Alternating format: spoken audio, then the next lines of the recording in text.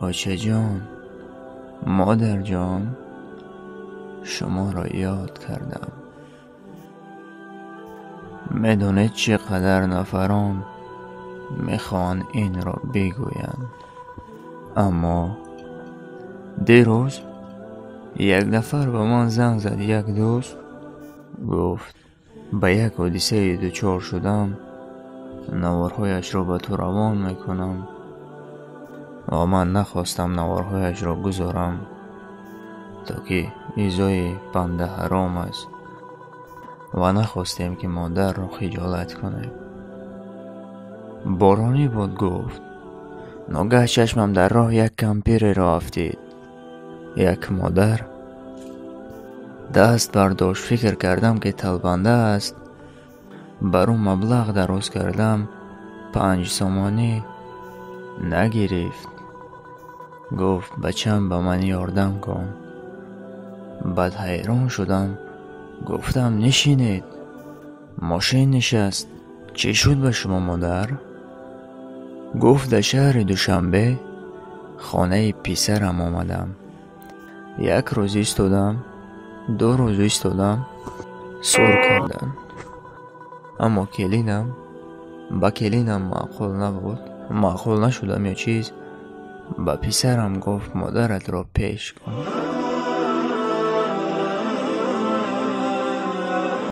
در همون شبی پسر مادر را برآورده با کوچه گسیل کرده است. مادر آب دیدهش کشال، هوا باران، خنک. همین دیروز نمیداند کجا رود، نمیداند کجا رود. شما تصور کنید مادر را برآورده در شهر، در شبی بارانی رفت به خانه‌اش. جوان گفت من مادر را برده در ماشین ها سوار کردم تا منزل دلخواهشان برده رساندن. زنگ زدن، بعد مرده و خواب کردم. مکتب می رفتیم. مادر می برآمد سری کوچه نگاه می کرد تا ما کوچه را کج نکردیم. بعد خانه می رفت. صنف یکی یاد دارید؟ مادر می برآمد در راه، همین که کوچه را کج می کردیم بعد خانه می در آمد. وقتی خورد بودیم پشه را کیش گفته نمی توانستیم. وقتی خورد بودیم پشه را کیش گفته نمی توانستیم. اما مادر را می براریم، می گسلونیم.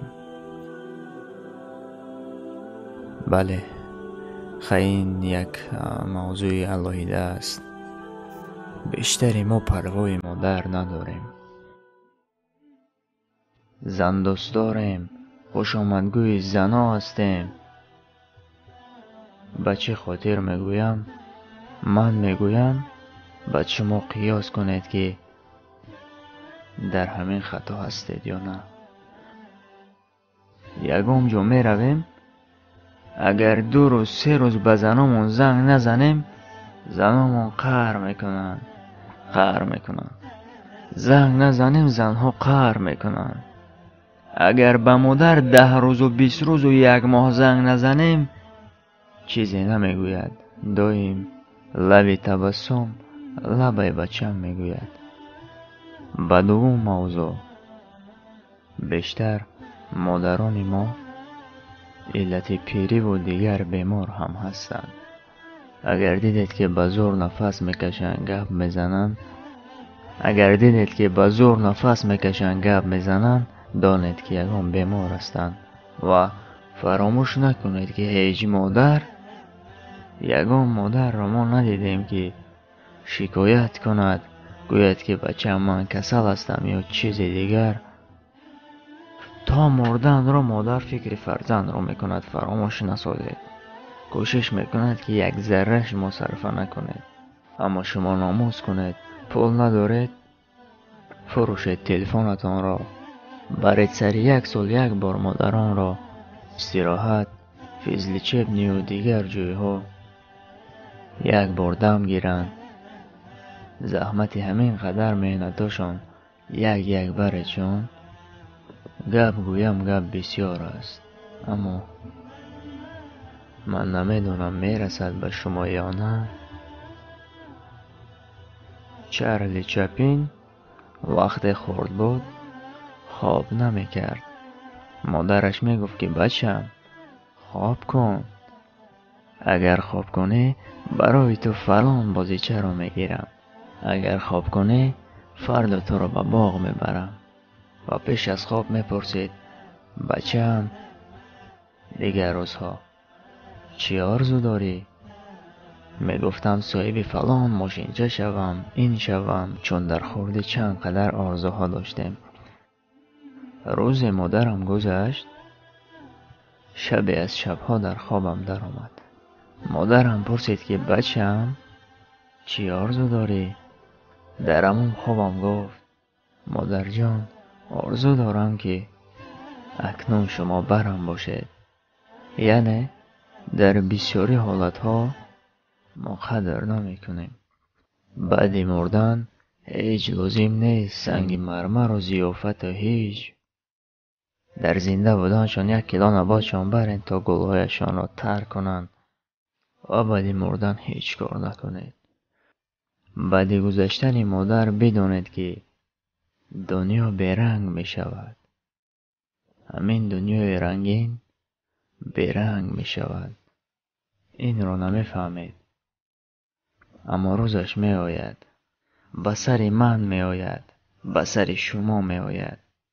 حالا ما داریم چی پروا داریم، اما روزش می آید که دیگر.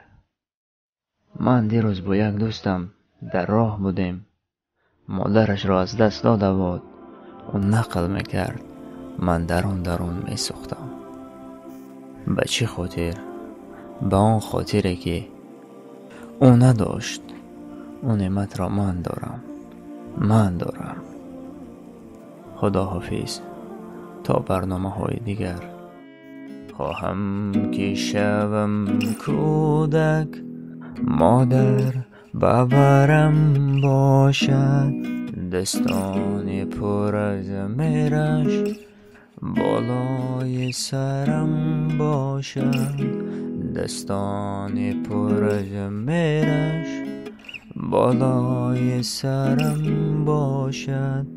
در کوچه و پس کوچه با کودکیم سایه بازی کنم و گردم، فتح و ظفرم باشد بازی کنم و گردم، فتح و ظفرم باشد.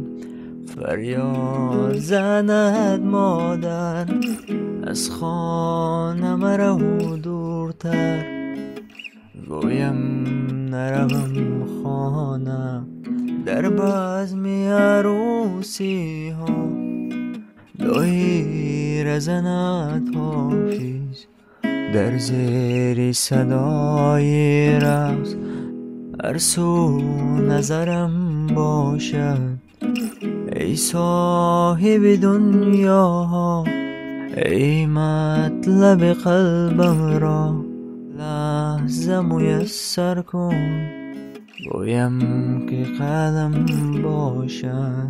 خواهم که شوم کودک، مادر ببرم باشد، دستان پر از میرش بالای سرم باشد، دستان پر از میرش بالای سرم باشد.